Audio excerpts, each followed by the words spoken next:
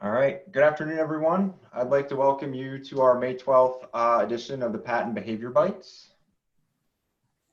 So this week, we are going to be discussing how to support remote learning in a tiered behavioral framework. I'm Drew Hunter, and I will be discussing this with you today. So before we get started, a couple of things to cover is Patent's mission. So the mission of the Pennsylvania Training and Technical Assistance Network is to support the efforts and initiatives of the Bureau of Special Education and to build the capacity of local education agencies to serve students who receive special education services.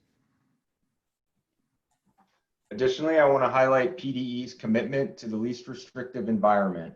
Our goal for each child is to ensure individualized education program teams begin with the general education setting with the use of supplementary aids and services before considering a more restrictive environment.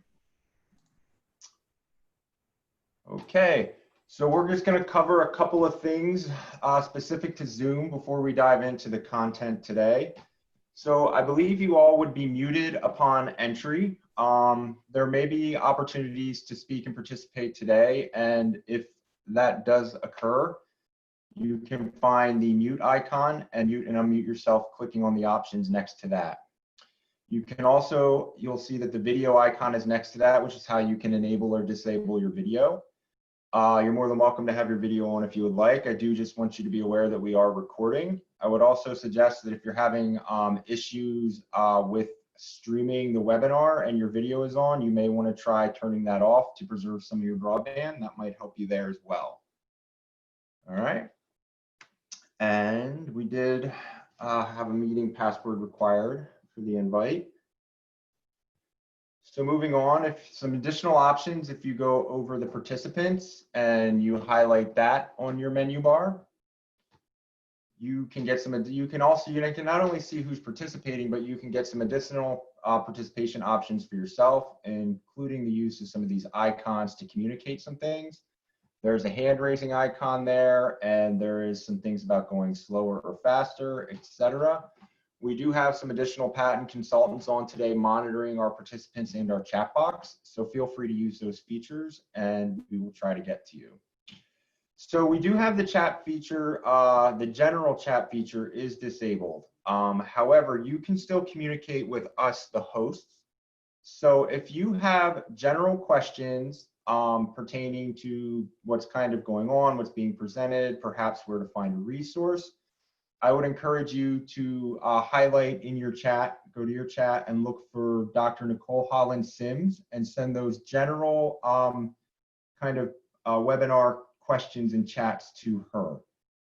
A couple of times throughout the presentation today, we are going to have some opportunity for you to share some personal practices that perhaps you may be engaging in back in your districts. When it's time to submit those in the chat, we'd like you to submit those to Tara Russo, because what we're going to do with those is try to save them and post them later so that you can access them for additional ideas and support. And as I mentioned, we are recording the session today. Okay, so you can find the materials from today at this address. So we are saving, we will have the recording will be up, the PowerPoints will be up, and we'll have some links to some resources up there, and we will try to get your chat responses posted as well for you to review. So we would be here under in the May 12th folder under the supporting remote learning. All right, and we'll review some of the expectations for our training today via our PBIS matrix. So for our whole group Zoom, again, in terms of respect, we would appreciate being muted upon entry. We appreciate if you stay muted unless you're speaking as well. Please be aware of your camera. If your camera is on, please be aware of your background items. And again, please use the hand raise option if you have something that you'd like to verbally share. And for the whole group Zoom, again, in terms of being responsible, we would appreciate your participation in all discussions. And please try to stay present on the Zoom call. I know that can be challenging at times. I do not think we will be using any breakout rooms today, so we will just stick to the whole group expectations for this particular training. So we are doing the May 12th session today, but here's a list of some of our upcoming Behavior Bites. We have some good topics coming up all the way through the beginning of June.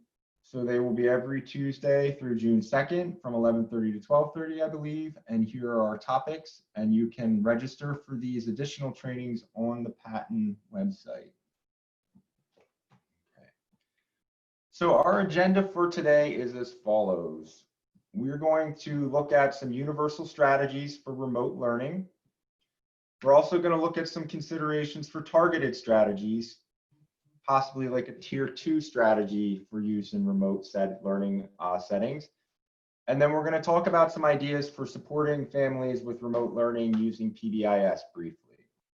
Okay, so much of what we're talking about today can be accessed through the continuity of education page for the behavior initiative on the Patton website. So a lot of the resources that have been shared from pbis.org and CIT3 and some other resources we have conveniently housed there under one place. So if I have the citations up today, if you see something that you want more information on, you should be able to find those, and we will put that link out for you as well. Additionally, if we go back here, our first behavior bite, the 421 session by Dr. Holland Sims, was taking us on a tour of that site as well. So you can navigate it in the resources it has to offer. So if you feel like you need some support kind of navigating through all those resources, I would encourage you to check out that Behavior Bites. And then really the goal today is not to give you a prescriptive process for implementing an MTSS in these current times, but we're going to examine some of the core evidence-based features of an MTSS and how they can be adapted to our current situations. So looking more at some guidance as to how we maybe can do some things as to like a true empirically based kind of process for your implementation. So there's been lots of stuff put out on the universal strategies. There's been considerably, I would say, less guidance on some of the more targeted strategies, but we will dive into that today, and we can share some of our opinions on that. And then pbis.org did recently put out some guidance on check-in, check-out being adapted for remote learning, so we will discuss that as well. And again, as I had previously mentioned, that is posted on the Behavior Continuity of Education page on the Patton website. Okay. Hi, this is Tara. Sorry, Drew, real quick. I just wanted to mention to everybody, as Drew is mentioning these web pages, I will be posting them in the chat box for you. They are also available in the resources folder for this session. So you don't have to hurry up and write them down. They're available for you in various different locations. So sorry about that, Drew. I just wanted to make sure that participants knew where they could locate all of the things that you are referencing as far as websites. Yes, thank you, Tara. Yes, so check your chat box if you want to follow along with those things in real time. And if not, again, they will all be posted in the Google folder that you can access at any time following the webinar. All right. Okay, and before we get into the content, the meat of the content, I did just kind of want to stress the importance of family-school partnerships. So family engagement and partnering with families to support students is a key component of multi-tiered system of supports at all times. However, in our current situation, it seems more of an imperative and a necessity than it ever was when we were in our brick and mortar buildings.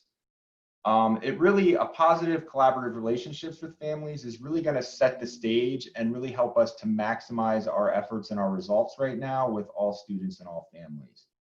So really what this comes down to is communication, not just frequent communication so that families can stay informed and support what our efforts, but communication that really sets the tone that we're on an equal footing in this, and that we really are relying on you as families to support our efforts and initiatives for many students. And now more than ever, we need to be looking for strengths that families have and what they're bringing to the table, and building off whatever strengths we can find in a family to support their students at this moment.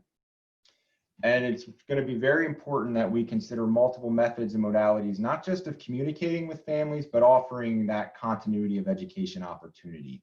Not all families are going to be able to support the same types and intensity of learning opportunities remotely. So I feel as if we need to keep that in mind, because that is going to frame at all that we can do and everything that we can discuss and get accomplished with our students right now.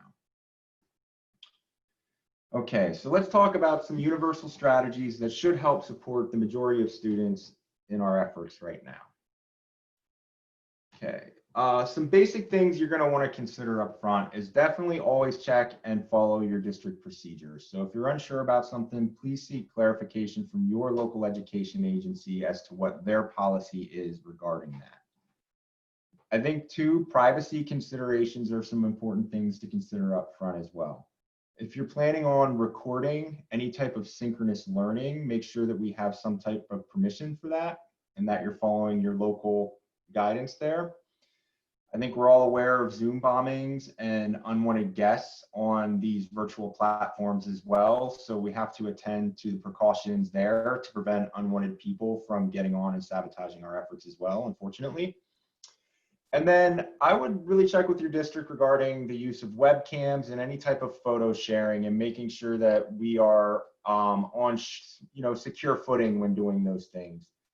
The use of webcams for synchronous teaching does bring up some issues in terms of privacy and equity, in terms of the conditions of possibly students' homes and being respectful to people maybe not wanting that kind of shared with the larger community.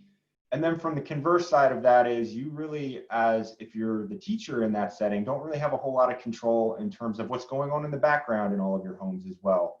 So these are some things you may want to consider and take some cautions with if you're using synchronous live teaching as part of your remote learning plan. And then I think we probably all know that we've had to learn some new tech skills and learn them rather fastly here in the past couple of weeks. So taking time to teach the skills that your students are going to need to navigate whatever virtual platform you're using is going to pay off in the end. I would also encourage to maybe provide some resources for parents on those things as well, so that they can know how to use them and that they can support their children as well. So, technology access and skills are going to vary not only by family, but also by developmental level. So we really need to make sure that we're giving adequate time for our students and our families to learn the new platforms that we're using for our teaching. I think there's a myriad of different things that we can do in terms of reinforcement online. I am not going to presume to be an expert in the remote delivery of reinforcement, but we're going to talk about some ways to do that. But I think there's a lot of other ways that is kind of built into what you're doing. There are tools like Class Dojo, etc. So just thinking creatively about how can we deliver reinforcement in an online setting, whether that be synchronous or asynchronous teaching. Something else that could be kind of fun for your students would be assigning some virtual jobs. It also might really help you as the teacher as you're trying to manage teaching and the chat box and everything else that you have going on. Some extra hands on deck may be helpful for you. So you could assign some virtual jobs such as like a hand raising monitor, a chat box monitor, a note taker, etc. And I would encourage you to be creative in finding those ways. The students might like it and it might help with engagement. And it could certainly be a way to really just kind of bring a bit of a lighter kind of feel to all this. And then as usual, beginning and ending routines, whether we're in a traditional classroom or online, are going to be very important as well. So I would encourage you to use some consistent beginning and ending routines with your classes and your students. Again, whether this is synchronous or asynchronous, what that's really going to help the students do is going to prime them and get them ready for learning, and then the ending routines are going to bring some kind of closure and to your whole process as well and make efficient use of your time. So these are some things we can probably keep in mind, whether we're doing synchronous or asynchronous types of delivery. Okay. So a teaching matrix is going to be probably the building block of most of your MTSS efforts here. So clearly defined and taught expectations are going to form a good foundation for your tiered system of supports. Okay. This is a new experience for probably the majority of your students and families. Some of them may have experience with virtual learning, but the vast majority are probably used to getting up and going to school in the morning, being taught and coming home, and vice versa for your families. So there's a steep learning curve here for all of us. All right. And additionally, some students and families may struggle just to adapt to having education occur in a different setting and a different context. So those of you who are at home right now who have never been perhaps in the role of teacher for your child and are finding yourself in that role may find that it's not the best fit for all families, all students, and all parents. So a good teaching matrix is going to help support not only your students, but also your family in learning how to navigate this new context. So there's no need to really reinvent the wheel here. The recommendation is to use those existing school-wide expectations. So if you're using a be safe, be respectful, be responsible kind of framework, stick with that and just define it based on your new remote learning environment. So, and again, we're going to have activities as opposed to separate environments. So you could have expectations for when you're doing your synchronous teaching, perhaps through Google Meets, or you could have expectations for when they're doing independent work. You may need expectations for breakout room. If you're using specific apps or software, you may have to get into some specific expectations for those different apps as well. So PBIS has posted an example of what this may look like. So here we have some different kinds of things. We are emphasizing entering the class, right? We have some teacher-led whole group instruction. There's the one-on-one instruction, and then the small group activities and the breakout rooms. So if you or your district haven't developed something like this, I would encourage you to check out this resource for some ideas, not only on just how to work through that, but they have an example template here that you can draw from if you're interested in developing something like this. And again, I would encourage you to share this with parents as well, since you know, it may be hard for you as the teacher not being present physically with the student to be the person who actively monitors these expectations. Okay. So it is also important now to attend to our students and families' social emotional needs. And this has been stressed a couple of times. So I know, again, on our continuity of education page, we do have a resource regarding talking to kids about COVID-19, which could be useful for you as educators. It may be a useful resource to mention to families as well. Even if you've really tried to kind of protect your kids from some of the information that's going on out there, a lot of stuff is just kind of randomly showing up in commercials during your regularly kind of scheduled family TV time. And it may be hard to keep them from finding out bits of information too, if they're hearing it from peers and if we're getting into classrooms and things. So there is some guidance about how maybe to talk to kids about this in a safe way, as not to produce more anxiety, but just to give them the information in a developmentally appropriate way that's going to encourage their ability to cope with that. So tier 1 social skills is certainly something that can be adaptable to remote learning as well. If you're doing this, some things to consider is just making sure that you're still sticking to proven resources. So making sure that you're still using evidence-based materials. A lot of publishers have online materials that exist kind of already that you can access via the internet. And I would check back frequently because I'm sure that we're having a lot of stuff that's kind of being developed and added recently. So if you have a specific curriculum, check with your publisher to see what resources they may have to support you in delivering those things using a remote learning framework. And if you do need something, I do know that Second Step has made some of their resources available, and we'll have that link in the chat box for you. Some additional considerations relating to your kind of tier 1 cell and social skills instruction. You could choose to focus on topics that are specific to the online setting. So things that may be super relevant for students right now could be topics related to cyberbullying.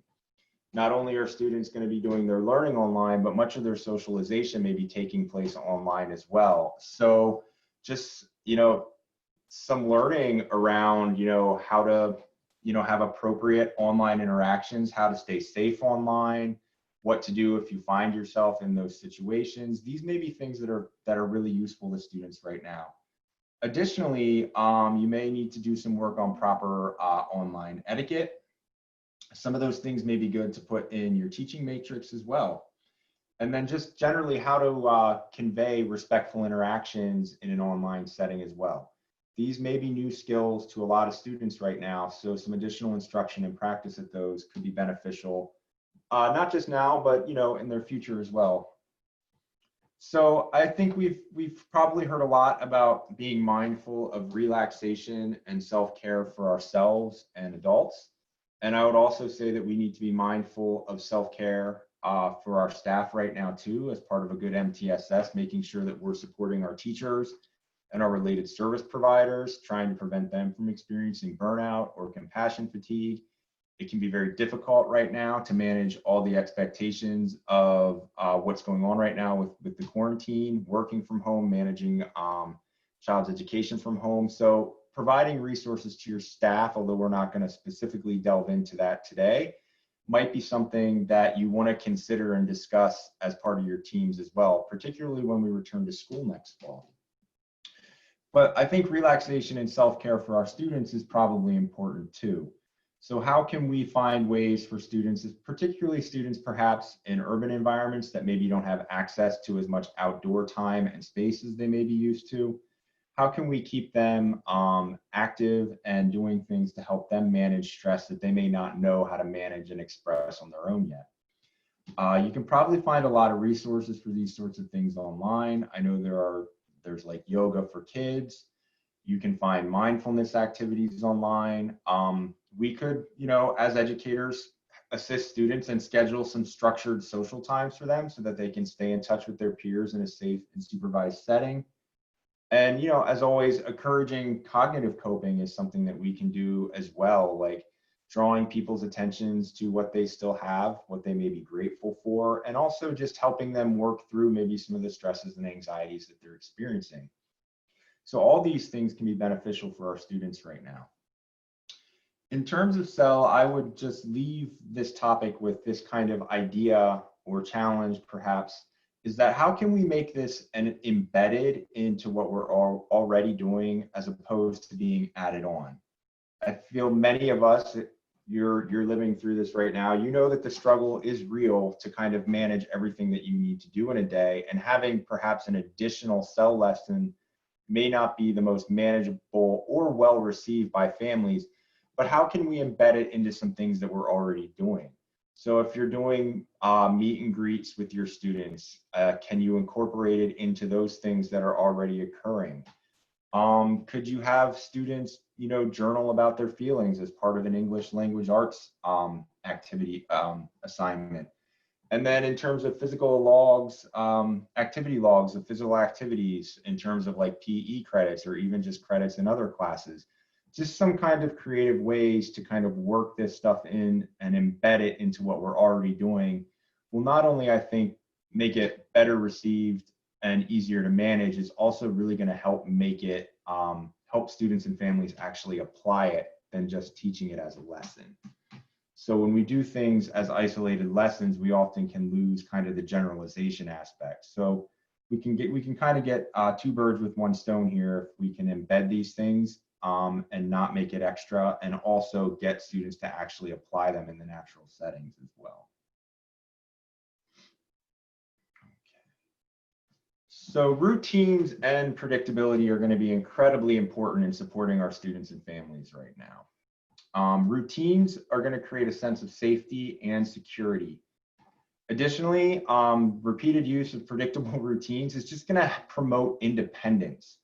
So when children know what to expect and it's consistent and it's been done before, they're going to be able to manage that on their own more responsibly. So in addition to this idea of creating a sense of safety and security in some uncertain times, it really is going to help your students be more independent, and your families as well, if they know what to expect and when to expect it on a consistent basis. I would also say, keeping it simple right now may be more productive. Sometimes less is more. So there is a point at which stress kind of will interfere with students and families' ability to not only participate in what we're trying to do, but it will also hinder their ability to learn and encode information, right?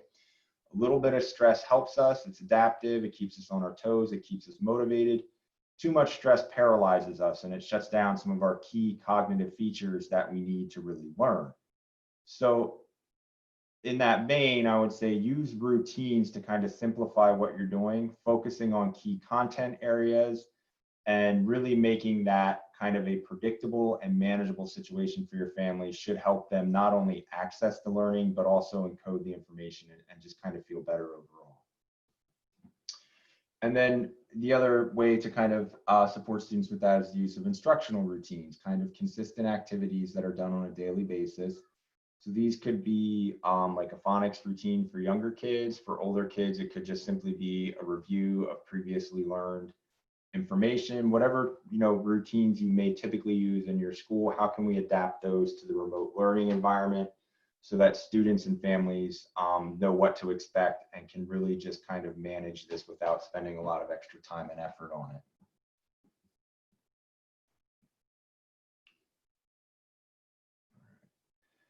Okay, so behavior-specific praise is a key universal practice. Unfortunately, it is one that I think can be, fairly easily adapted to fit a remote learning setting.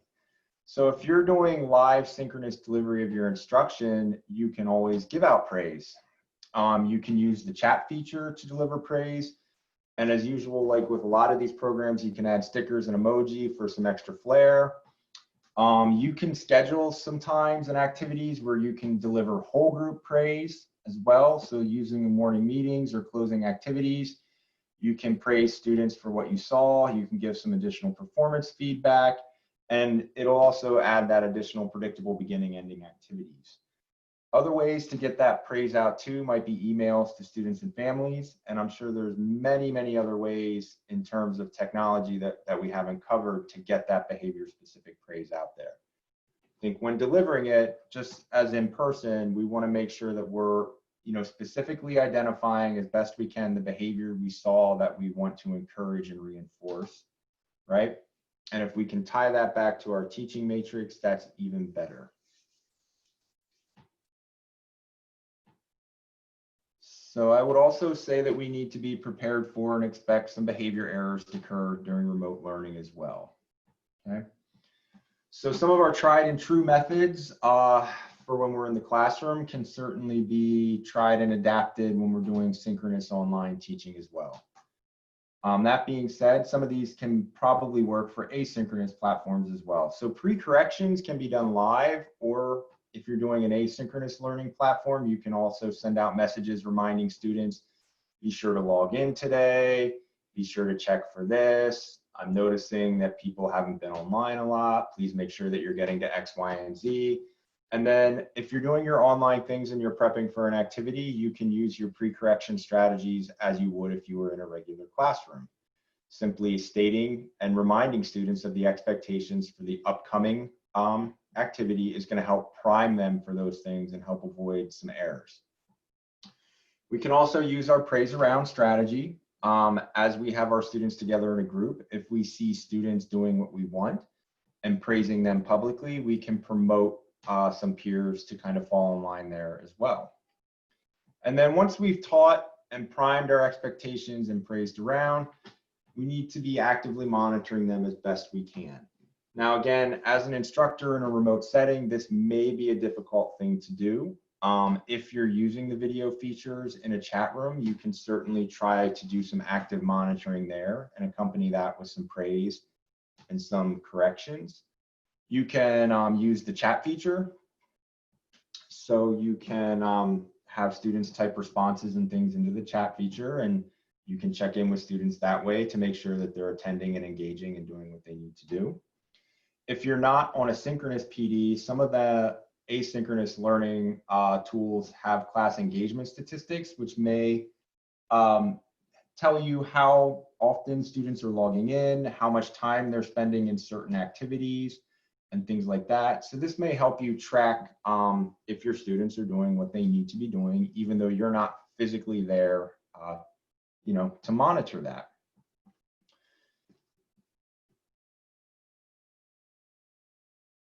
Okay. I think engagement is really important too if we're doing synchronous teaching as well. So we know that when students are engaged in a traditional classroom, that's an incompatible behavior with some problematic behaviors. So when students are paying attention to what we're doing and actively engaged in our learning activities, they tend to not be able to engage in other disruptive behaviors. So keeping people engaged via video chat can be very challenging. We all have heard of Zoom fatigue at this point. We've all probably experienced Zoom fatigue. What we're finding is when you have multiple faces up on a screen, it kind of overwhelms your ability to attend to all the stimuli that you need to for each and every person. So because it's too much information for your brain, it kind of fatigues you and shuts you down a little bit. Additionally, when you're at your computer and on a chat feature like Zoom or some type of other like Google Meets or something like that, it's very easy to find distractions and get sucked into the multitasking kind of trap. While I'm listening to this, I can also do this. And again, at a computer, students may have access to a myriad of other things that we'd rather they not be doing while we're trying to teach, such as games, other forms of messaging with peers, etc. So to make things even more complicated, when you're the instructor in that situation, you're also dealing with the same amount of overwhelming information. It's really difficult to monitor 20-some individual videos of students to see that they're attending and doing what you want, even if you're using the video feature, which you may not be, and some students may elect not to. So to that endeavor, planning for opportunities to respond may be a good way to combat some of the challenges we have keeping people kind of attentive and engaged in these remote learning platforms. So most of the platforms will have some kind of chat feature. They'll have generally some kind of feature to raise your hand. Many of them interface with some kind of polling software that you can frequently kind of build in some formative assessment with your students. We can use the chat feature to have students respond to peer responses. You can also do breakout rooms that might make your live in-person kind of with the mute button off discussions a little bit more manageable as well. So using a combination of these features should allow you to help keep your students engaged to the maximum extent possible. Additionally, too, if you're using like chat features and some of the polling software as well, you may also be able to track how often certain students are participating as well. So you can see, all right, who seems to be engaged, who doesn't seem to be engaged, and it can give you a record that you can use as formative and summative assessment as well. Our students generally seem to be grasping the concepts I'm talking about right now, because that can be difficult to gauge, when you're in a virtual setting and you're just kind of looking at one student at a time or one response at a time. So before we move on, we wanted to give you some time to maybe think about some of the things we discussed and also share some of the things that you are doing. So I'm going to remind you again at this time, we're going to use the chat feature. So in order to respond to this, select from your chat feature that you want to respond to Tara Russo. And what she's going to do is we're going to compile your results. We're going to put them in the BehaviorBytes folder for today. That way you can check on some other ideas that maybe weren't covered specifically in the presentation, because I'm sure that you guys have been at this for a couple weeks now. And I know when I was in a school, we had some very tech savvy teachers who knew a ton of stuff about using technology in the classroom. So I thought this might be a good way to get some additional ideas. So if you would just pull down Tara's name and respond to these questions in the chat box, we'll take about 5 minutes to do that, and then we'll go ahead and move on. So let us know some of the ways you provided reinforcement to students during remote learning, and let us know some ways that you've attempted to increase student engagement and responding during your remote learning as well. So if you could throw those into the chat box for Tara, we would appreciate that. And in around 5 minutes, we're going to go ahead and resume with the rest of the presentation.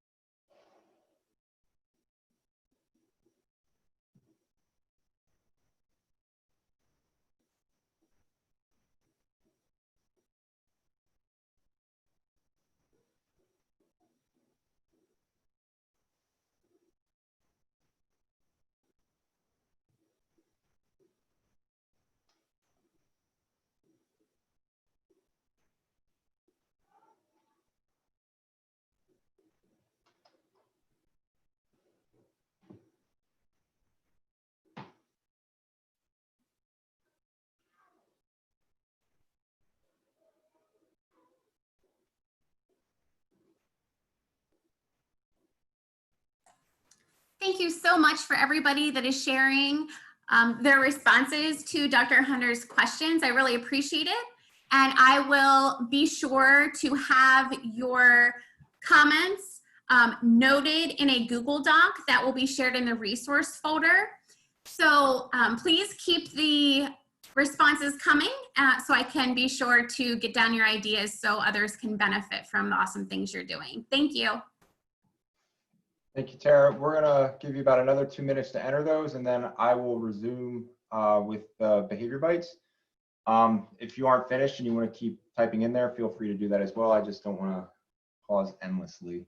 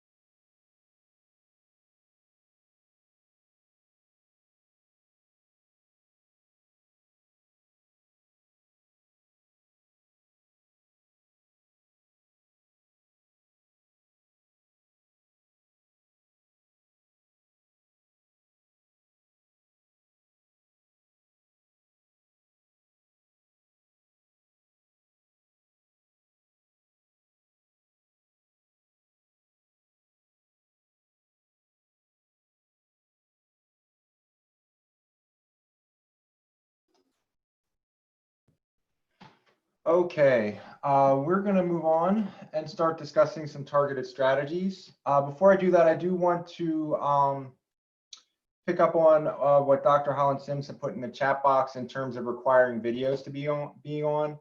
I know we've covered a lot of stuff that can be used during synchronous PD, but we're by no means kind of endorsing or supporting that that is the only approach to continuity of education. We would encourage you to use all means available to you, but also to be respectful of students and families and their kind of desires for privacy in this time as well. So I know that the example matrix from pbis.org did mandate that all videos were on, but we're not suggesting that that's something that you and your local education agencies should implement. So just wanted to clarify that. All right. So targeted strategies. So just like when we're in a traditional classroom setting, there's not going to be a one size fits all approach to this. We know that we're going to have some students that need a differentiated approach to the remote learning situation. Okay, so some things to consider there is kind of how are you going to select these students, right? So you kind of knew who maybe needed some additional support before all this happened and we were in schools. So I would use some of that pre-existing data and knowledge of students to determine a group of students who may, emphasis on the may, need additional support during this time of remote learning. And I say that because there are behavioral problems that may present themselves in a traditional classroom to be problematic that may not show up as problematic in remote learning. Conversely, students who were successful when we were in brick and mortar schools may struggle with new learning formats for a variety of reasons. So we don't want to presume that students will or will not need support, but what we do want to do is make kind of educated decisions based on our existing data. That could be data prior to school closures. That could be some things that you're seeing currently as you're monitoring students. I'm knowing that so-and-so is not really logging on. I've seen a dip in their grades. Whatever you're noticing, you know, could be an indication that a student may need some additional supports. So we'd be looking at what type of support do they need? Do they need support for an internalizing kind of problem, an externalizing problem? Does it seem to be something with attention or organization? So coming up with some broad categories might help you narrow down an appropriate type of support for that student. Additionally, we really have to be mindful of how academic how academic deficits are going to impact our students with remote learning. So students that struggle with academic proficiency and fluency are now going to have that struggle added to managing the additional cognitive load of whatever virtual platform they have to learn through. There also may be an increased amount of independence that students are going to have to demonstrate to be successful with academic tasks when we were in a classroom and teacher support was more readily available. So we really do have to be mindful that students that maybe weren't meeting our academic expectations when we were in schools could be facing some additional struggles in terms of keeping up with things now that we're online. So what we really are encouraging here is that you connect with students and families individually and offer them some personalized supports to help them through this. And when we say offer, as in contact the family, discuss some of your concerns, discuss what you're seeing, and offer some ideas for some supports and contextualize it that fits whatever that family is capable of and willing to do to support the student at that time. Okay. So before we go and implement a targeted strategy, though, we do want to make sure that our expectations and the prerequisite technology skills have been taught, practiced, and reviewed with feedback. We need to give some people some time, a bit of a grace period, I should say, to adapt to the new setting and expectations. I would also encourage us to focus on behavior that's relevant to the current educational circumstances. And that kind of goes with what we said before, is that students that maybe were disruptive when we were in session, that behavior may not show up now.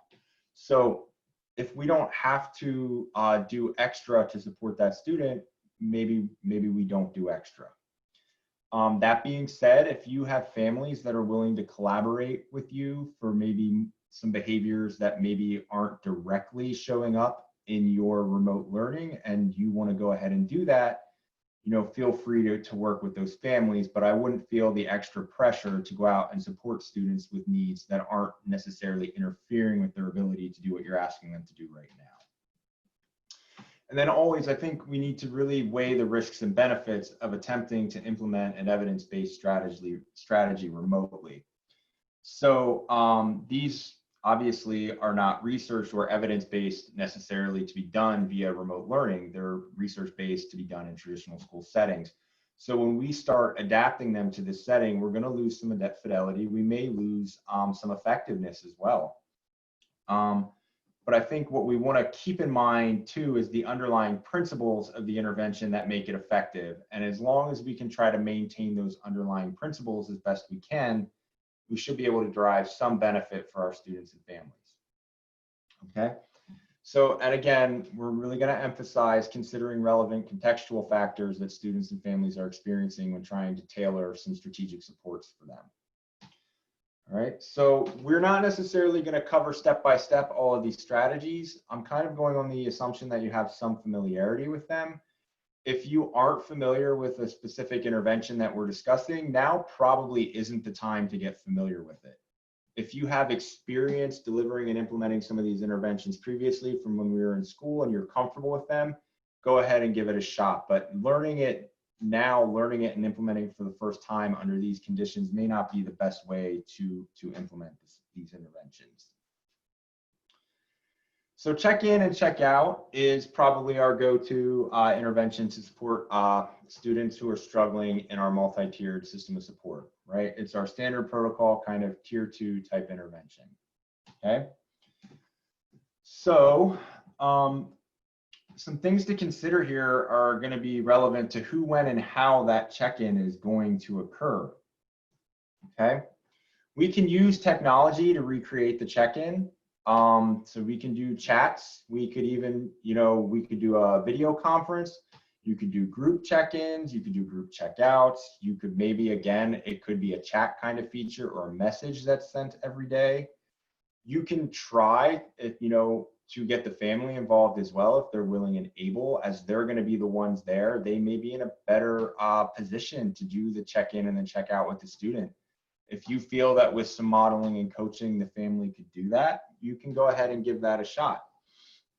You may need to consider bringing in some additional support staff as well, being the teacher or the guidance counselor or whoever we have available to do check-ins and check-outs with people. So these are, again, this isn't like a prescriptive process. These are some things that you're going to have to consider and kind of troubleshoot with the people on your team at your school as to how you're going to support some students. So technology can also possibly be used for your ratings too. So I know we typically have our daily report card. You know, could that be like a Google Doc that we use with people? So how can we make this accessible to people is really the question. I think some of the limitations we're going to deal with is that we're going to have less teacher availability for ratings. And so when we consider kind of how we're going to implement this, we may look at it and the home may seem like the appropriate setting for the ratings and the feedback to occur. So although that may be optimal, that may not always be possible depending on the circumstances of the student and the family that you're working with. So basically, you're going to have to kind of reach out to your team and your families and have a discussion as to when the check-in is going to occur, who's going to conduct that, whether it's going to be a school staff via like a conference or a family's going to do it at home. Okay, who's going to provide the feedback? Is the teacher going to try to monitor that virtually and give some kind of feedback? Does the behavior manifest itself that way? Can the teacher observe it and give feedback? Are we going to try to coach the parent on how to give feedback? And then, you know, again, with the checkout. So your daily report card is probably going to need to be revised. You may need to reteach some of the expectations. Given the way, depending on how your remote learning plan looks, maybe you only have a single really problematic period of the day that you have to deal with, or maybe you need to have ratings and feedback for multiple activities. These are all things that you're going to kind of have to discuss and kind of tease out. And then who is going to deliver the reinforcement? How often are we going to deliver the reinforcement? Are we going to have to revise expectations for goals in terms of points and mastery for things? These are all questions that are going to have to be worked out. But whatever you do, I would recommend including your family in the orientation so that they know what's going on and they can support you to the maximum extent possible. You can include them in your check-in, check-out meetings, and you can even try to engage them as people who maybe provide the ratings or deliver the reinforcement as it's appropriate and feasible. All right.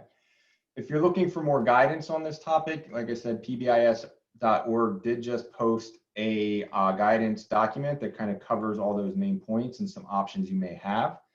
And you can also find that on the Patent Continuity of Education page.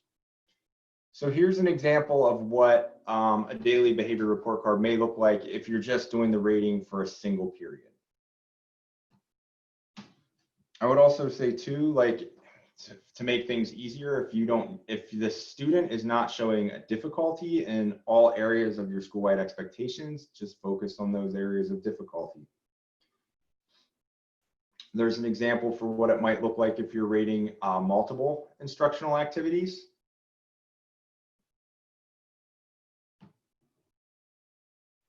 And then if you're going to have it adapted to target some behaviors at home, if the parent wants to pull in maybe some things they're struggling with the child at home, such as chores, here's an example of what that may look like as well.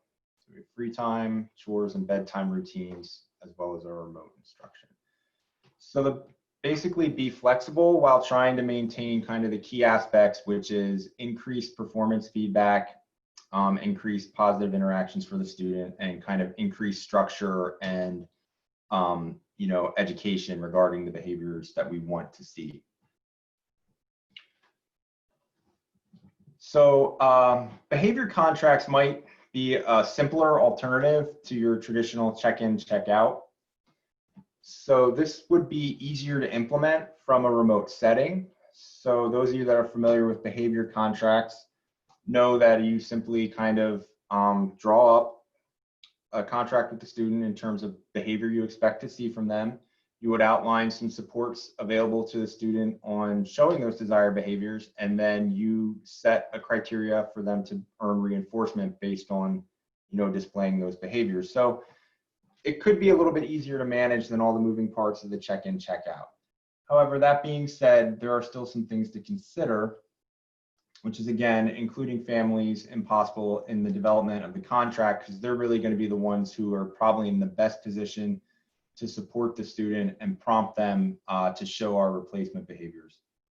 Additionally, I have seen behavior contracts focus more on what we don't want students to do as opposed to what we do want them to do. So when we're developing these plans, let's be sure to continue to support, teach, and reinforce positive replacement behaviors, as opposed to just outlining what we're going to offer in terms of reinforcement contingent on a desirable behavior. So really making sure that we're getting some specific strategies and supports in there for the student and family as well, and not just saying, as long as you don't do X, you can have this. All right, and then again, work with your students and families to identify available and if it's at all possible, free sources of reinforcement, and come up with a schedule for the delivery of that reinforcement. So some things to consider for reinforcement remotely too might be the function of the behavior. So if we want it to be the most effective and we can work with families, if we feel like we have students who would benefit from more attention-based reinforcers, we can try to schedule some time with them. Maybe that's you as the teacher, maybe it's fun time with the family, maybe it's a small online chat group of some preferred peers with the student. But those can be some things to consider as well to make your reinforcement more effective for the student as well. So self-monitoring could be a pretty good targeted strategy for certain students. What we have to keep in mind here is that not all students have the ability to accurately kind of self-evaluate themselves. So if the student doesn't demonstrate some degree of kind of self-awareness and the ability to evaluate how they're doing towards a skill, although this is probably an easy to implement intervention, it's probably not going to help the student or be beneficial. So Intervention Central has some worksheets that you can use to generate some self-monitoring forms. These are typically good for kids who struggle perhaps with attention and organizational kinds of skills. And what you can do, especially if you're doing remote learning and they're to be at the computer anyway, if you can somehow incorporate technology to signal them when they're supposed to evaluate themselves, that can make this a little easier to implement as well. You can use self-monitoring for your check-in, check-out intervention as well. If you think your student's able to self-evaluate, you can do the check-in, check-out intervention, but instead of having an adult do the performance feedback and ratings, you can have the child self-evaluate themselves. But again, you do have to be concerned about the ability to verify the accuracy of the student's ratings. So again, I would caution you that if you're not sure that the student is able to accurately, on at least many of the occasions, self-evaluate themselves, this probably isn't the best intervention for them.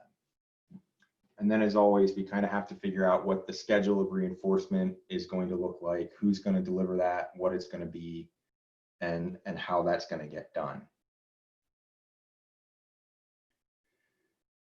I'm assuming that many people may have already delved into the telecounseling world here in terms of students who were receiving counseling services in school prior to the shutdown.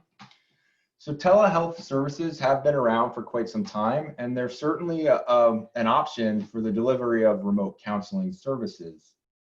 What they have found with these services is that the closer the service is to resembling the actual face-to-face service, the more effective it is. So what that generally means is some kind of video chat kind of function where you can kind of see and talk with the student.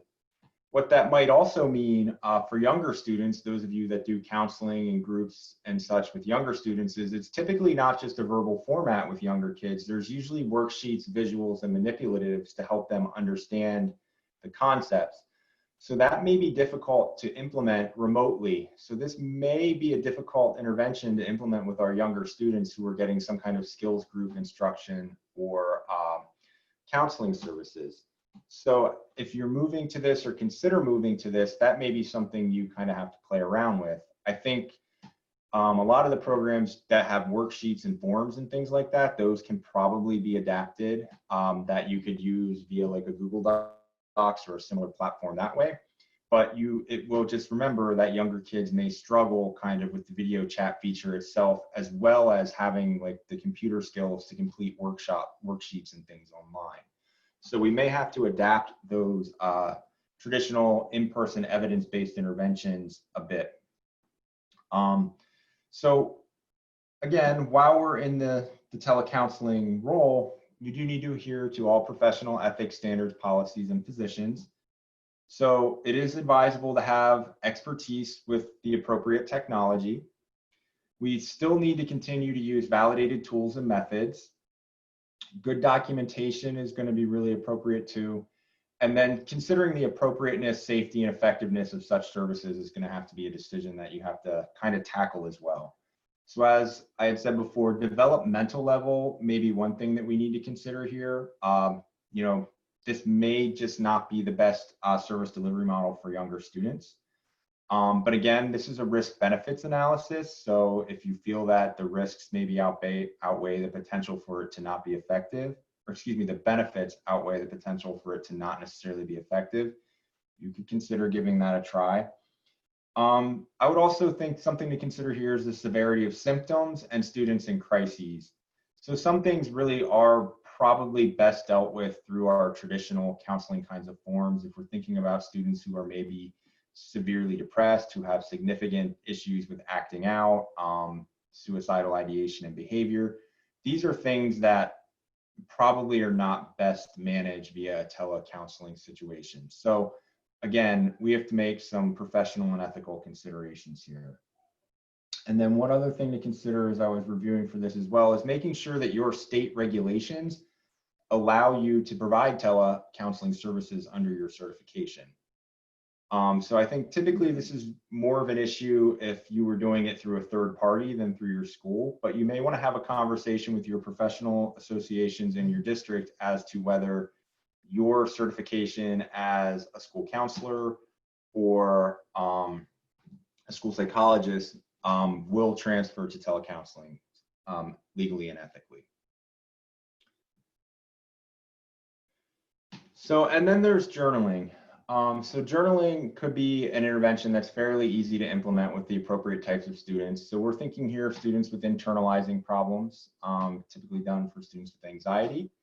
However, you could do some journaling adaptations of some things for depression, such as scheduling pleasant events, thought journals, and things like that, that are really sound evidence-based practices. The only thing to consider here is access to resources. Although journaling doesn't require a ton of resources, I have worked with students who simply did not have access to paper and pencil while they were in school, while they were at home. And so we provided those students with those resources so they could journal. We do have a link for a free feelings journal from Paths that you can access as well if you're having trouble getting to any of your resources right now because you can't get into your building or such. So we will put that in the post and the resources as well. This may be more appropriate for younger students, whereas older students may be okay with a less structured form of journaling or a more specific form of journaling, like doing, a thought journal of unpleasant thoughts to kind of track what's triggering that. And then with these students and families, you may have to kind of establish a time to kind of share, discuss, review, and problem solve around the topics of the journaling as well, if that's a component of the intervention you're going to do. If you're going to follow up with the students, logistically, when, how are you going to do that?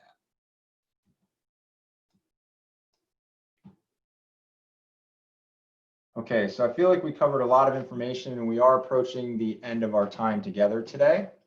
Dr. Hunter. So, yes? I apologize. Due to the time, I have created a Google Doc that everybody can go ahead and answer your last set of questions. So please do not answer in the chat as we will be closing the meeting shortly, but I did activate the document and I'm going to send a link into the chat so that way you can still answer Dr. Hunter's questions. And again, these questions are for you to share with colleagues some strategies and get some ideas from some other people. So we'll post that up in the Google Doc that you can do, and I will go ahead and kind of close out. I don't know, you can certainly check this resource out on pbis.org. CIT3 put some things out, and they're all on our continuity of education page. If families need supports, setting routines, schedules, teaching expectations, and some more positive discipline strategies, here's a list of some things that we can possibly consult and coach and provide guidance around with families to set them up to be more successful, because this is a new and difficult experience for everybody. And then above all, we want to make sure that we're putting people's emotional well-being first. And so that should be our first consideration when we're dealing with ourselves, our students, and our families. There's a sample matrix there if you wanted to kind of share that with families as well. Also, Dr. Poggi from our Pittsburgh office did do a video recording about CHAMPS expectations and how to kind of use that CHAMPS model to set up routines and expectations in the home. So I would encourage you to check out the plethora of resources we have there. And then in ending, I think we've touched on this a lot, but I do want to close with equity and just being sensitive that some people are being hit, I guess, in a different way than others by this crisis. And that's going to limit their ability to kind of engage in the educational process in an optimal way. And I think it's on us to kind of be respectful of that, to reach out and try to create these partnerships, but also to meet families where they are and do as much as we can with the resources that they possess. So in closing, I would just say that this is just a bite of behavior, and hopefully we'll see you next time. And if you need or are interested in additional kind of support around this topic or any of our other topics or anything related to the Behavior Initiative, here's a list of our consultants and the regions that they do serve. So I'd like to thank you for joining us at this time and wish everyone a good day. Thank you very much.